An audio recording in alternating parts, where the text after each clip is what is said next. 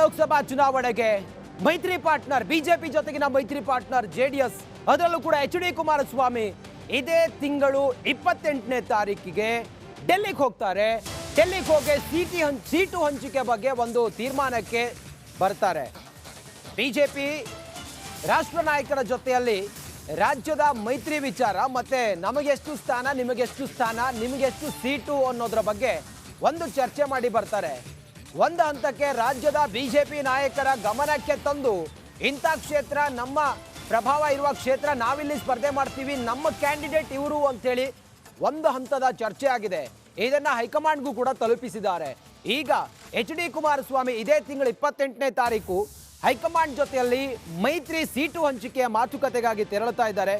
JP. Nadda, Amit Shah ಜೊತೆಯಲ್ಲಿ H D. Kumaraswamy ಅಂತಿಮ ಹಂತದ ಮಾತುಕತೆಯನ್ನ ಮಾಡ್ತಾರೆ. ಯಾವ ಕ್ಷೇತ್ರ ಜೆಡಿಎಸ್ಗೆ ನೀಡಬೇಕು ಅನ್ನೋದ್ರ ಬಗ್ಗೆ ಚರ್ಚೆ ಆಗುತ್ತೆ.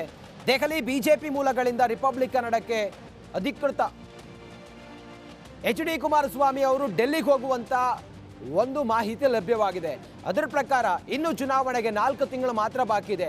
ಒಂದು ಲೆಕ್ಕಾಚಾರದ ಪ್ರಕಾರ ಏಪ್ರಿಲ್ 16 ಆಸುಪಾಸಿನ ಒಳಗಡೆ ಲೋಕಸಭಾ ಚುನಾವಣೆ ದಿನಾಂಕ ಒಂದು ಪಕ್ಕಾ ಆಗುತ್ತೆ ಅನ್ನೋದು, ಈ ಹೊತ್ತಿಗೆ ನಡೆಯುತ್ತೆ ಅನ್ನೋದ್ರ ಬಗ್ಗೆ ಅನ್ಅಫಿಷಿಯಲ್ ಅಂತ ಹೇಳಿದ್ರೆ 16ರ ಆಸುಪಾಸಿನ ಒಳಗಡೆ, ಏಪ್ರಿಲ್ 16ರ ಆಸುಪಾಸಿನ ಒಳಗಡೆ ಚುನಾವಣೆ ನಡೆಯುತ್ತೆ ಅನ್ನೋದ್ರ ಬಗ್ಗೆ ಒಂದಿಷ್ಟು ಮಾಹಿತಿ ಇದೆ. ಈ ನಿಟ್ಟಿನಲ್ಲಿ ಈ ಹಂತದಲ್ಲಿ ಟಿಕೆಟ್ ಫೈನಲ್ ಮಾಡಬೇಕಾಗಿದೆ. ರಾಜ್ಯದಲ್ಲಿ 28 ಕ್ಷೇತ್ರಗಳಿಗೆ ಬಿಜೆಪಿ ಮತ್ತೆ ಜೆಡಿಎಸ್ ಮೈತ್ರಿ ಆಗಿರೋದ್ರಿಂದ ಬಿಜೆಪಿ ಎಷ್ಟು ಜೆಡಿಎಸ್ ಎಷ್ಟು ಅನ್ನೋದು ಒಂದು ನಿರ್ಣಯವನ್ನು ತೆಗೆದುಕೊಳ್ಬೇಕಾಗಿದೆ. ಅಂತಿಮ ಹಂತದ ಈ ಮೈತ್ರಿ ಮಾತುಕತೆ 28ನೇ ತಾರೀಕು ಅಮಿತ್ ಶಾ ಮತ್ತೆ ಜೆ.ಪಿ. ನಡ್ಡಾ ಜೊತೆಯಲ್ಲಿ ಎಚ್.ಡಿ.ಕೆ ಚರ್ಚೆ ಮಾಡ್ತಾರೆ.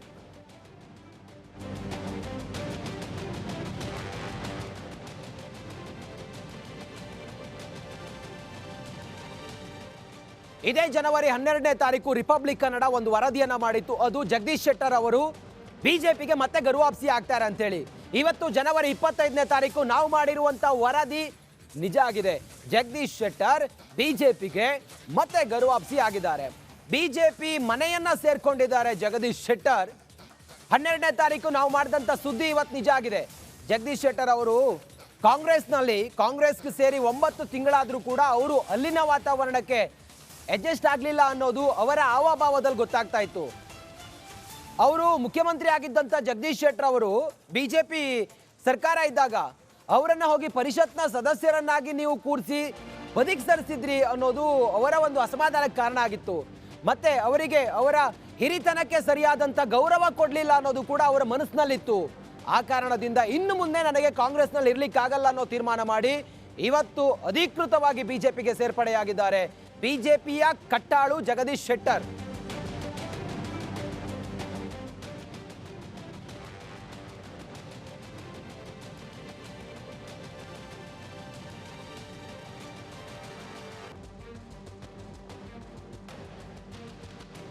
ಜಗದೀಶ್ ಶೆಟ್ಟರ್ ಅವರು ಬಿಜೆಪಿಯ ಹೋಲ್ ಅಂಡ್ ಸೋಲ್ ಸಂಪೂರ್ಣವಾದಂತಹ ಸಿದ್ಧಾಂತವನ್ನ ಧಿಕ್ಕರಿಸಿ ಕಾಂಗ್ರೆಸ್ಗೆ ಹೋಗಿ ಕಾಂಗ್ರೆಸ್ನಿಂದ ಬಿಜೆಪಿಗೆ ಬಂದಿರುವ ಹಿಂದಿನ ಅಸಲಿ ಕಾರಣ ಏನು ಅಂತೇಳಿ ನೋಡಿದ್ರೆ ಅದು ಲೋಕಸಭಾ ಚುನಾವಣೆಗೆ ಬಿಜೆಪಿಯ ಕೈ ಬಲಪಡಿಸುವ ನಿಟ್ಟಿನಲ್ಲಿ, ಪ್ರಧಾನಿ ನರೇಂದ್ರ ಮೋದಿ ಅವರಿಗೆ ಶಕ್ತಿ ತುಂಬುವ ನಿಟ್ಟಿನಲ್ಲಿ ತಾವು MLC ಸ್ಥಾನಕ್ಕೂ ರಾಜೀನಾಮೆ ಕೊಡ್ತಾರೆ. ಮತ್ತೆ ಕಾಂಗ್ರೆಸ್ನ ಪ್ರಾಥಮಿಕ ಸದಸ್ಯತ್ವಕ್ಕೂ ಕೂಡ ರಾಜೀನಾಮೆಯನ್ನು ಕೊಟ್ಟು ಕಾಂಗ್ರೆಸ್ಗೆ ಕೈ ಕೊಟ್ಟು ಬಿಜೆಪಿ ಸೇರಿದ್ದಾರೆ. ಅಮಿತ್ ಶಾ ಜೊತೆಗೆ ಜಗದೀಶ್ ಶೆಟ್ಟರ್ ಮಾತುಕತೆ ಕೂಡ ಮಾಡಿದ್ದಾರೆ. ಬಿಜೆಪಿ ಹೈಕಮಾಂಡ್ನಿಂದ ಜಗದೀಶ್ ಶೆಟ್ಟರ್ಗೆ ಆಫರ್ ಏನು ಅಂತ ಹೇಳಿದ್ರೆ, ಜಗದೀಶ್ ಶೆಟ್ಟರ್ ಫೈನಲ್ ಆಯ್ತಾ ಲೋಕಸಭಾ ಚುನಾವಣೆಯ ಟಿಕೆಟ್ ಯಾವ ಕ್ಷೇತ್ರ ಜಗದೀಶ್ ಶೆಟ್ಟರ್ಗೆ ಅನ್ನೋದು. ಬಿಜೆಪಿ ಸೇರ್ತಾ ಇದ್ದಂತೆ ಮೋದಿಯನ್ನ ಜಗದೀಶ್ ಶೆಟ್ಟರ್ ಅವರು ಹೊಗಳಿದ್ದಾರೆ.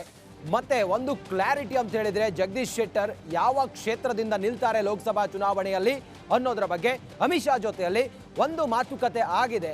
ಆ ಕಾರಣದಿಂದಲೇ ಈ ಆಫರ್ನಿಂದಲೇ ಅವರು ದುತ್ ಅಂತ ಹೇಳಿ ಕಾಂಗ್ರೆಸ್ ಬಿಟ್ಟು ಬಿಜೆಪಿಗೆ ಬಂದ್ರು ಅನ್ನೋದು ಈಗ ಒಂದು ಮುನ್ನೆಲೆಗೆ ಬಂದಿರುವಂತ ವಿಚಾರ. ಭಾರತೀಯ ಜನತಾ ಪಾರ್ಟಿ ನಾನು ಸೇರ್ಪಡೆ ಆಗ್ತಾಯಿದ್ರೆ ಭಾಳ ಮುಖ್ಯವಾಗಿ ಇವತ್ತು ದೇಶದ ಮುಂದೆ ಇರುವಂಥದ್ದು, ದೇಶವನ್ನು ಒಗ್ಗೂಡಿಸುವಂಥದ್ದು, ದೇಶದ ರಕ್ಷಣೆ ಮತ್ತು ದೇಶದ ಹಿತರಕ್ಷಣೆ. ಈ ಹಿನ್ನೆಲೆಯಲ್ಲಿ ಕಳೆದ 10 ವರ್ಷದಿಂದ ನಮ್ಮ ದೇಶದ ಪ್ರಧಾನಮಂತ್ರಿ ನರೇಂದ್ರ ಮೋದಿಜಿಯವರು ಏನು ಭಾರತದ ಒಂದು ಪ್ರಗತಿಗೆ, ಇಡೀ ಜಗತ್ತಿನಲ್ಲಿ ಭಾರತದ ಒಂದು ಶಕ್ತಿ ವೃದ್ಧಿಸಲಿಕ್ಕೆ ಏನು ಕೆಲಸ ಮಾಡಿದ್ದಾರೆ, ಅವರು ಮತ್ತೊಮ್ಮೆ ಪ್ರಧಾನಮಂತ್ರಿಗಳಾಗಬೇಕು, ಮತ್ತೊಮ್ಮೆ ಅವರ ನಾಯಕತ್ವದಲ್ಲಿ ದೇಶದಲ್ಲಿ ಒಂದು ಹೆಚ್ಚಿನ ಶಕ್ತಿ ಬರಬೇಕು ಅನ್ನುವಂಥ ಹಿನ್ನೆಲೆ ಇಟ್ಟುಕೊಂಡು ಮತ್ತು ಭಾರತೀಯ ಜನತಾ ಪಾರ್ಟಿ ಇನ್ನೂ ಹೆಚ್ಚು ಶಕ್ತಿಯುತವಾಗಿ ಬೆಳಿಬೇಕು ಅನ್ನುವಂಥ ವಿಷಯ ಇಟ್ಟುಕೊಂಡು ಇವತ್ತು ಭಾರತೀಯ ಜನತಾ ಪಾರ್ಟಿಗೆ ನಾನು ಮರು ಸೇರ್ಪಡೆ ಆಗ್ತಾ ಇದ್ದೇನೆ. ಭಾರತೀಯ ಜನತಾ ಪಾರ್ಟಿ ನಾನು ಸೇರ್ಪಡೆ ಆಗ್ತಾ ಇದ್ದೇನೆ ಭಾಳ ಮುಖ್ಯವಾಗಿ ಇವತ್ತು ದೇಶದ ಮುಂದೆ ಇರುವಂಥದ್ದು ಮತ್ತು ಭಾಳ ಮುಖ್ಯವಾಗಿ ನಾನೇನೋ ವಿಧಾನ ಪರಿಷತ್ತಿನ ಸದಸ್ಯನಾಗಿ ಕೆಲಸ ಮಾಡ್ತಾ ಇದ್ದೇನೆ. ಅದು ಕಾಂಗ್ರೆಸ್ ಪಕ್ಷದ ವಿಧಾನ ಪರಿಷತ್ತಿನ ಸದಸ್ಯನಾಗಿ ಕೆಲಸ ಮಾಡ್ತಾ ಇದ್ದೇನೆ. ಆ ಹಿನ್ನೆಲೆಯಲ್ಲಿ ಕರ್ನಾಟಕದ ವಿಧಾನ ಪರಿಷತ್ತಿನ ಸಭಾಪತಿಗಳಂತ ಮಾನ್ಯ ಬಸವರಾಜ ಹೊರಟ್ಟಿಯವರಿಗೂ ನಾನು ಫೋನಲ್ಲಿ ಮಾತಾಡಿದ್ದೇನೆ ಮತ್ತು ಈಗಾಗಲೇ ಇಮೇಲ್ ಮುಖಾಂತರ ಸದಸ್ಯತ್ವಕ್ಕೆ ನಾನು ಈಗಾಗಲೇ ರಾಜೀನಾಮೆಯನ್ನು ಕೊಟ್ಟಿದ್ದೇನೆ ಮತ್ತು ಆ ರಾಜೀನಾಮೆ ಎಕ್ಸೆಪ್ಟ್ ಮಾಡಬೇಕಂತೇಳಿ ನಾನು ಮಾನ್ಯ ಸಭಾಪತಿ ಹೊರಟ್ಟಿಯವರನ್ನ ವಿನಂತಿ ಮಾಡಿಕೊಂಡಿದ್ದೇನೆ. ಅದೇ ರೀತಿ ಕರ್ನಾಟಕದ ರಾಷ್ಟ್ರೀಯ ಕಾಂಗ್ರೆಸ್ ಪಾರ್ಟಿಯ ಅಧ್ಯಕ್ಷರಂತ ಡಿ.ಕೆ. ಶಿವಕುಮಾರ್ ಅವರಿಗೂ ಸಹಿತ. ಇನ್ನಷ್ಟು ಮಾಹಿತಿಯೊಂದಿಗೆ ನಮ್ಮ ಸೀನಿಯರ್ ಕಲೀಗ್ ವಿಜಯ್ ಈಗ ಲೈವ್ ಕನೆಕ್ಟ್ ಆಗಿದ್ದಾರೆ. ವಿಜಯ್, ರಾತ್ರೋರಾತ್ರಿ ಡೆಲ್ಲಿಗೆ ಬಂದು ಜಗದೀಶ್ ಶೆಟ್ಟರ್ ಬಿಜೆಪಿ ಸೇರಿ ಆಗಿದೆ. ಬಿಜೆಪಿ ಹೈಕಮಾಂಡ್ ನಾಯಕರು ಜಗದೀಶ್ ಶೆಟ್ಟರ್ಗೆ ಏನಂತ ಪ್ರಾಮಿಸ್ ಮಾಡಿದ್ದಾರೆ ವಿಜಯ್?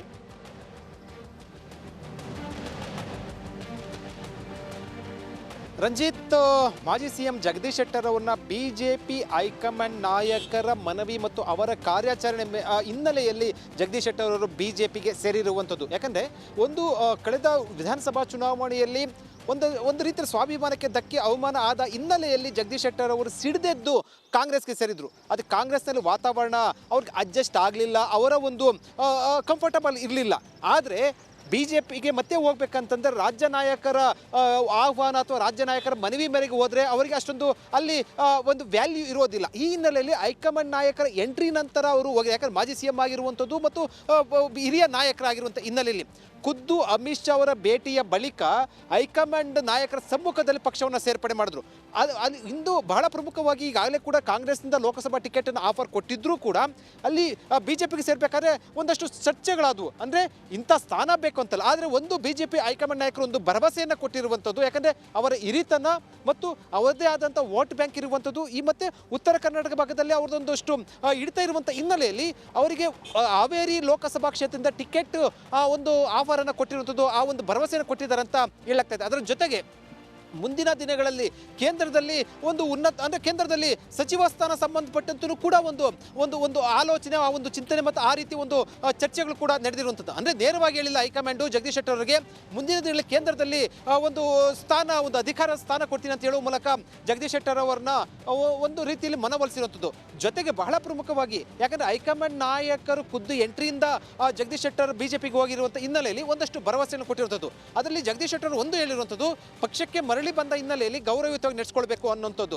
ಈ ಹಿನ್ನೆಲೆಯಲ್ಲಿ ಸಹಜವಾಗಿ ಕೂಡ ಈಗ ಕಾಂಗ್ರೆಸ್ಗೆ ಅದು ದೊಡ್ಡ ಶಾಕ್ ಆಗಿರುವಂಥದ್ದು ಮತ್ತು ಬಿಜೆಪಿಗೆ ಸಹಜವಾಗಿ ಆ ಭಾಗದಲ್ಲಿ ಒಂದಷ್ಟು ಬಲ ಬಂದಿರುವಂಥದ್ದು ಲೋಕಸಭಾ ಚುನಾವಣೆ ದೃಷ್ಟಿಯಿಂದ. ಮತ್ತು ಮುಂದಿನ ದಿನಗಳಲ್ಲಿ ಕಾಂಗ್ರೆಸ್ಗೆ ಒಂದು ರೀತಿ ಸಂದೇಶವಾಗಿರುವಂಥ ಹಿನ್ನೆಲೆಯಲ್ಲಿ ಇದು ನಾನಾ ರೀತಿಯ ರಾಜಕೀಯವಾಗಿ ಒಂದಷ್ಟು ಸಾಕಷ್ಟು ಮಹತ್ವವನ್ನು ಪಡ್ಕೊಂಡಿರುವಂಥದ್ದು ಜಗದೀಶ್ ಶೆಟ್ಟರ್. ಯಾಕಂದರೆ ಪಕ್ಷ ಸೇರಿ ಕೆಲವೇ ತಿಂಗಳಲ್ಲಿ ಮರಳಿ ವಾಪಸ್ ಪಕ್ಷಕ್ಕೆ ಬರುವಂಥದ್ದೇನಿದೆ ಅದು ಕಾಂಗ್ರೆಸ್ಗೆ ಭಾರಿ ಹಿನ್ನಡೆ ಆಗಿರುವಂಥದ್ದು. ರಂಜಿತ್, ಓಕೆ, ಥ್ಯಾಂಕ್ ಯು ನಿಮ್ಮೆಲ್ಲ ಮಾಹಿತಿಗಾಗಿ ಜೈ. ಮತ್ತೊಂದು ಕಡೆಯಲ್ಲಿ ಈ ಎಲ್ಲ ಲೆಕ್ಕಾಚಾರಗಳನ್ನು ನಾವು ಗಮನಿಸ್ತಾ ಇದ್ದಂಗೆ ಯಾವ್ಯಾವ ನಾಯಕರು ಏನೇನು ಹೇಳಿದ್ದಾರೆ ಜಗದೀಶ್ ಶೆಟ್ಟರ್ ಅವರು ಕಾಂಗ್ರೆಸ್ ಅನ್ನ ಬಿಟ್ಟು ಬಿಜೆಪಿಯನ್ನ ಸೇರಿರೋದ್ರ ಬಗ್ಗೆ ಮೊದಲು ನೋಡೋಣ ಬನ್ನಿ. ಭಾರತೀಯ ಜನತಾ ಪಕ್ಷದವರು ಅವಮಾನ ಮಾಡಿದ್ದಾರೆ, ಟಿಕೆಟ್ ಕೊಡಲಿಲ್ಲ ಅಂತ ಹೇಳಿ ಬಂದರು. ನಾವು ಅವರಿಗೆ ಟಿಕೆಟ್ ಕೊಟ್ಟು ಚೀಫ್ ಮಿನಿಸ್ಟ್ರು ಅಂತೇಳಿ. ಸೀಟು ತಪ್ಪಿಸುವಾಗ ದೇಶದ ಹಿತ ಗೊತ್ತಿರಲಿಲ್ವಾ?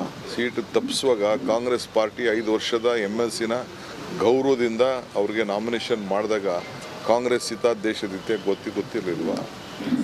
ಅವರು ಹೇಳಬೇಕು, ಅವ್ರಿಗೇನು ಆಮಿಷ ಕೊಟ್ಟಿದ್ದಾರೆ, ಏನು ಕೊಟ್ಟಿದ್ದಾರೆ ಅಂತ ಹೇಳಬೇಕು. ನಾವು ಏನು ಅವ್ರಿಗೆ ಭಾಳ ಗೌರವದಿಂದ ಕಾಂಗ್ರೆಸ್ ಪಕ್ಷ ಅವ್ರನ್ನ ನಡೆಸ್ಕೊಂಡಿದೆ. ಈಗಾದ್ರೆ ನಾವೇನು ಕೇಳಕ್ಕೆ ಹೋಗೋನೇನಪ್ಪ, ಕೇಳಿಲ್ಲ ವಿಚಾರ, ನಾವಿನ್ನೂ ಏನು ಕೇಳಿಲ್ಲ. ಇನ್ನು ನಾನು ಲೇಟಾಗಿ ಎದ್ದೇನೆ, ಪೂಜೆ ಮಾಡಕ್ಕೆ ಬಂದಾನೆ, ಇಲ್ಲಿಂದ ಹೋದ್ಮೇಲೆ ವಿಚಾರಿಸ್ತಾನೆ. ಏನು ನಮಗೆ ಬಿಟ್ಟು ಬಂದರು ಹೋದರು ಅಷ್ಟ, ಇನ್ನೇನು ಹೋಗ್ಲಿ. ಇಲ್ಲ ನಾವಿದ್ದಲ್ಲಪ್ಪ,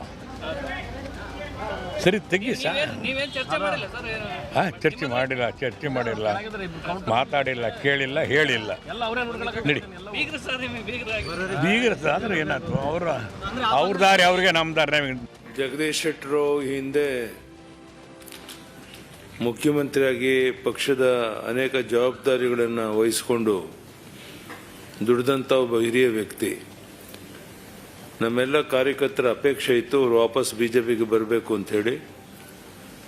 ಅದಕ್ಕಾಗಿ ಬೆಳಗ್ಗೆ ಗೃಹ ಸಚಿವ ಅಮಿತ್ ಶಾಜಿಯವ್ರನ್ನ ನಾನು, ಜಗದೀಶ್ ಶೆಟ್ಟರು, ವಿಜಯೇಂದ್ರ ಎಲ್ಲರೂ ಭೇಟಿ ಮಾಡಿ ಅವರು ಸಹ ಭಾಳ ಸಂತೋಷದಿಂದ ಅವರನ್ನು BJPಗೆ ಸ್ವಾಗತ ಮಾಡಿ ಬರಬೇಕು ಅಂತ ಹೇಳಿದ್ರು. ಅದರಂತೆಯೇ ಇವತ್ತು BJPಗೆ ಸೇರಿದ್ದಾರೆ.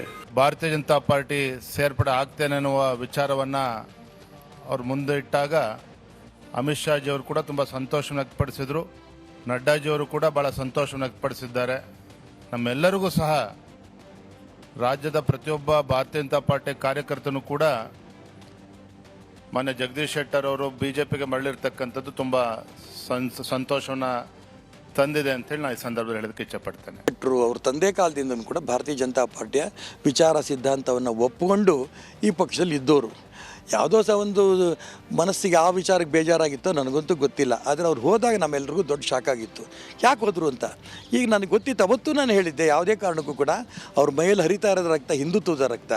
ಜಗದೀಶ್ ಶೆಟ್ಟರ್ ಅಷ್ಟೇ ಅಲ್ಲದೆ ಶಿವಪ್ಪ ಶೆಟ್ಟರು ಅವ್ರ ತಂದೆಯವರು, ಅವ್ರ ಕೈ ಮೈಯಲ್ಲಿ ಹರಿತಿದ್ದ ರಕ್ತ ಹಿಂದುತ್ವದ ರಕ್ತ. ಯಾವುದೇ ಕಾರಣಕ್ಕೂ ಒಂದು ದಿನವೂ ಕೂಡ ಅವರಲ್ಲಿರೋದು ಕಷ್ಟ, ಬಂದೇ ಬರ್ತಾರೆ ಅನ್ನೋಂಥ ಮಾತನ್ನು ಹೇಳಿದ್ದೆ. ಆ ನಂಬಿಕೆ ಸತ್ಯ ಆಗಿದೆ.